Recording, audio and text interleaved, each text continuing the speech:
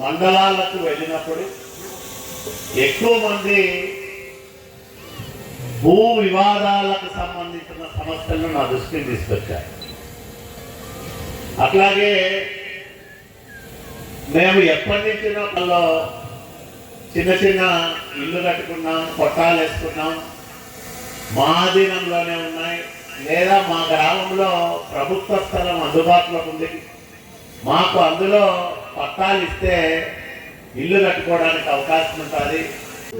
రాయదుర్గం నియోజకవర్గంలోని 5 మండలాలు అంటే రాయదుర్గం టౌన్ కాకుండా గ్రామీణ ప్రాంతాల్లో ఉండే వాళ్ళకి 4186 పట్టాలు కానీ పొజిషన్ సర్టిఫికేట్ కానీ ఇస్తా ఉన్నాం.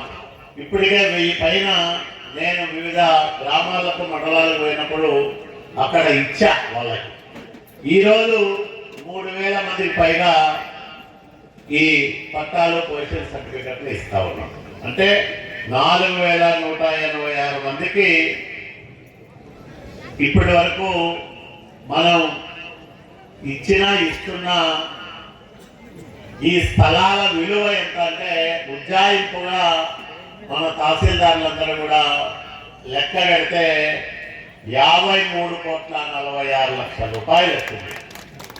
అంటే 53 కోట్ల రూపాయల విలువైన స్థలాలను పేదలకు పంచుతాను. అంతకంటే ఆనందం ఏం కావాలని అడుగుతా ఉన్నాం.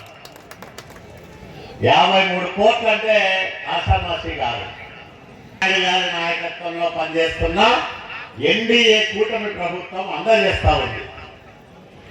ఇది ఒక రికార్డు. రాయదుర్గం నియోజకవర్గ చరిత్రలో, సంక్షేమ చరిత్రలో ఒక సువర్ణాధ్యాయం ఈరోజు మనం లిఖిస్తా ఉన్నాం.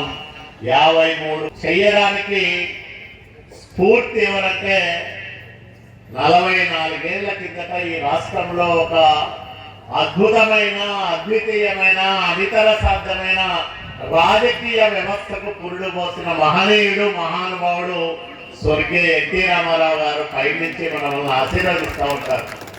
రాయదుర్గంలో కాలువ శ్రీనివాస నాయకత్వంలో చంద్రబాబు నాయుడు గారి ఆశీస్సులతో ఇంతమంది పేదలకు నేను ఆశించిన సంక్షేమ శ్రేయోరాజ్య స్థాపనలో భాగంగా ఇంతమంది పేదలకు ఇళ్ల స్థలాల పట్టాలు ఇస్తా ఉన్నారు. ఈ రోజునే పెద్ద ఆయన ఎన్టీ రామారావు గారు కూడా చాలా ఆనందపడతా ఉంటారు స్వర్గం నుంచి.